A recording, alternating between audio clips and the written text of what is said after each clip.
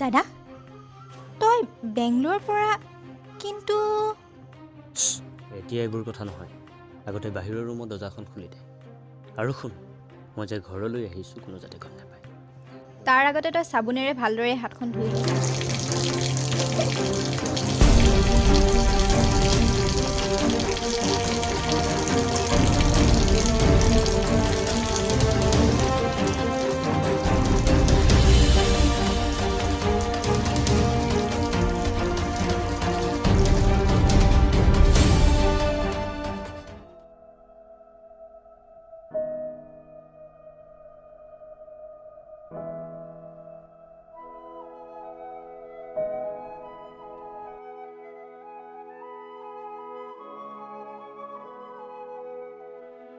যিয়ে নহওক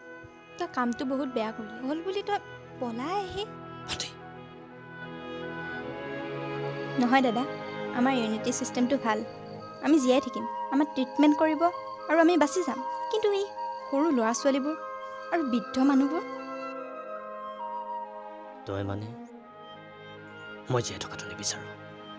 সেইকাৰণেতো মই তোক পুলিচৰ লগত যোগাযোগ কৰিব কৈছিলোঁ তেওঁলোকে তোক চিকিৎসাৰ ব্যৱস্থা কৰিব তেতিয়া তয়ো বাচি যাবি আৰু দেশখনো নাই নাই ভণ্টি সিহঁতে মোক মাৰি পেলাব মই যাব নোৱাৰোঁ তই মোক আৰু কথা নকবি তোক কোনে ক'লে তোক মাৰি পেলাব বুলি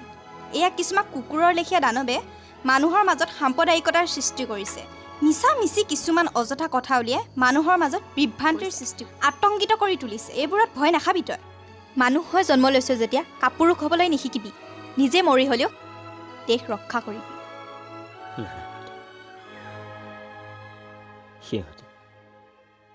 সিহঁতে যদি তই মিছাতে চিন্তা নকৰিবি দাদা নিজকে শক্তিশালী কৰি তোল মই ইতিমধ্যে স্থানীয় আৰক্ষী চকীত যোগাযোগ কৰিছোঁ তেওঁলোকে টীম পঠিয়াইছে গাড়ী সোনকালে পাবহি তই ৰেডি হ